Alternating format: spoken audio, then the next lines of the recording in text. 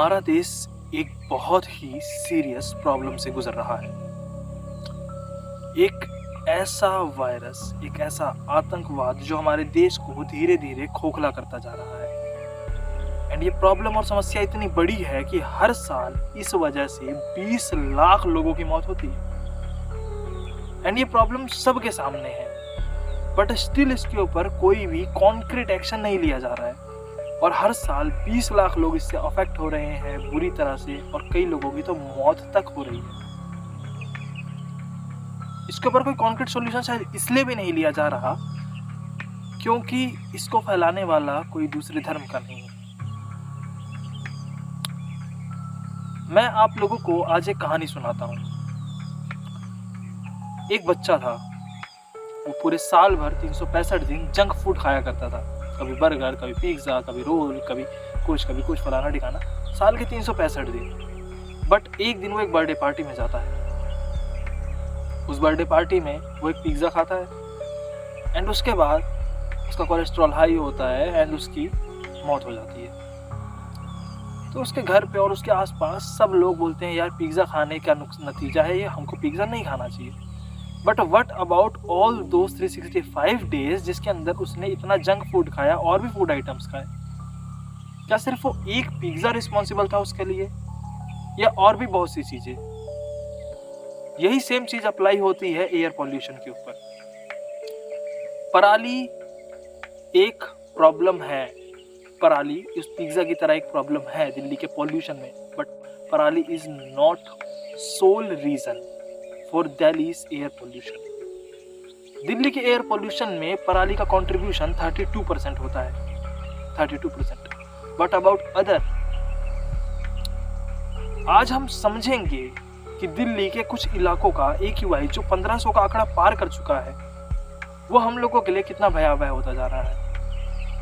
आप लोग जो इस वीडियो को देख रहे हैं, हो सकता है आप किसी दूसरे स्टेट से हों, कहीं दूर जम्मू में, कश्मीर में, या कन्याकुमारी में, या वेस्ट बंगाल में, या कहीं और बैठ के इस वीडियो को देख रहे हों। आप लोग सोच रहे होंगे हमें क्या फ़र्क पड़ता है, क्या इससे मुझे कुछ फ़र्क पड़ता है? मेरे यहाँ तो AQI 200-300 ही है, मैं तो बिल्कुल शुद्ध हवा में सांस ले रहा हूँ, मुझे क्या फ़र्क पड़ता है? बट मैं आपको बताना चाहता हूँ, एक दिन 1500 AQI होना और पूरे साल भर 200 से 300 के बीच में AQI होना, उसमें सिर्फ पूरे साल भर 200 से 300 के बीच का AQI ज़्यादा हानिकारक है आपके लिए उस एक दिन के 1500 वाले AQI के मुकाबले। हर साल जो व्यक्ति दिल्ली जैसे शहर में रहता है उसकी उम्र 8.5 साल कम हो जाती है पूरी जीवन काल में से। इसका कौन जिम्मेदार है? इस चीज को और सिंपलर टर्म्स में समझाने के लिए अक्सर जो हमारे एक्सपर्ट्स होते हैं वो कहते हैं आप 50 सिगरेट का धुआं अपने फेफड़ों में रोज पी रहे हैं। इस तरह की बहुत सी चीजें कही जाती हैं, बट इनका क्या असर पड़ रहा है? क्या कोई कॉन्क्रीट सॉल्यूशन निकल कर आ रहा है? कुछ भी नहीं आ रहा। आज की इस एक वीडियो में हम समझेंगे कि ये पॉल्यूशन हर साल आखिर आ क्यों रहा है और इसके ऊपर कोई सॉल्यूशन क्यों नहीं लिया जा रहा, एंड क्या इसके ऊपर कोई सॉल्यूशन लिया जा सकता है। इन सब को समझने से पहले हमें ये समझना होगा दिल्ली के अंदर आखिर हर साल पॉल्यूशन होता क्यों है, एंड इसके क्या क्या पॉसिबल रीजंस हैं। इनके कुछ पॉसिबल रीजंस है जिन्हें मैं इजियर वे में आपके सामने लिस्ट डाउन करता हूँ। सबसे पहला पराली है। जैसे कि अगर आप देखते हैं तो जब हमारा धान की कटाई होती है, जब धान की कटाई होने के बाद जो खेत होता है, खेत को साफ करा जाता है। साफ करने के लिए कई जगह पे जो होता है, साफ करने के लिए अभी यूजुअली जो गवर्नमेंट्स थे उन्होंने डिकम्पोजर भी लगाए थे जिससे पराली को जलाया ना जाए और वो डिकम्पोज हो जाए। तो 67 लाख समथिंग के 67 लाख करोड़ समथिंग का अगर उन्होंने डिकम्पोजर लगाए तो 90 करोड़ समथिंग तक का जो मनी है, उन्होंने एक XYZ अमाउंट का मनी, उससे डबल से भी ज़्यादा मनी उन्होंने उसकी एडवर्टाइजिंग में खर्च कर दिया। ये तो हमारे देश की हालत होती जा रही है। एक और डाटा मैं आपके सामने रखता हूँ। आप लोग ये सोचोगे कि लाइक अगर ये पराली की प्रॉब्लम की मतलब उनको कम टाइम मिलता है, उनको जलाना पड़ता है, तो ये लोग पहले क्यों नहीं लगा सकते? Because Punjab government, Haryana government and other governments का एक एक्ट आया था जिसकी वजह से इनको एक नियमित समय के बाद ही खेत की जुताई बुआई करनी होती है, जिस वजह से इनके पास ज़्यादा समय नहीं होता और बीच में इनके पास 1.5-2 महीने का समय बचता है कुछ महीनों में। उन्हीं 1.5-2 महीनों के बीच में उन्हें अगली आने वाली फसल के लिए उन खेतों को तैयार करना होता है। इसलिए खेत को जलाना और तैयार करना बहुत ही इजी, चीप और आसान तरीका होता है, क्योंकि इसमें ज़्यादा मेहनत भी नहीं लगती। हाँ, अब जो हरियाणा, पंजाब, उत्तर प्रदेश तीनों जो सटे हुए राज्य हैं दिल्ली से, जब इधर से वो पराली का धुआं निकलता है तो वो दिल्ली के अंदर आता है। ये इस समय ठंड का मौसम होता है, धुंध होती है, तो धुआं ऊपर नहीं जा पाता। दिल्ली चारों तरफ नोएडा एंड अदर एरियाज से बड़ी बड़ी बिल्डिंग से घिरी हुई है, तो ये दिल्ली एक गैस का चैम्बर की तरह काम करने लगती है और पूरी दिल्ली एक गैस का चैम्बर बन जाती है, जिसके अंदर फंसे होते हैं बहुत सारे लोग जो अपने फेफड़ों में ले रहे होते हैं इस धुएं को। और हर साल इसी महीने में अलग अलग न्यूज़ चैनल अपने टीआरपी को बढ़ाते हैं सिर्फ यही खबर दिखा के, पर असल में किसी को कुछ फर्क नहीं पड़ता। आपको क्या हो रहा है, आपको क्या होगा, कुछ भी नहीं। अगर हम अदर इम्पोर्टेंट फैक्टर्स के ऊपर बात करें तो उसमें गाड़ियों से निकलने वाला धुआं, ट्रकों से निकलने वाला धुआं, ये भी बहुत इम्पोर्टेंट और मेजर रोल प्ले करता है। और अगर तीसरे फैक्टर की बात करें तो उसमें सबसे बड़ा रोल प्ले करने में आता है दिल्ली के अंदर जो वेस्ट मैनेजमेंट है, ये बहुत ही बुरा है। आपको पता होगा दिल्ली के अंदर कई जगहों पे कूड़े का पहाड़ बना हुआ है। अक्सर इन कूड़े के पहाड़ों में आग लग जाती है, जिस वजह से बहुत ज़्यादा जो धुआं है वो पोल्यूशन में कन्वर्ट होता है। और दिल्ली के अंदर एक जगह रिसेंटली एक ऐसा प्लांट लगा है जो कचड़े से इलेक्ट्रिसिटी को कन्वर्ट करता है।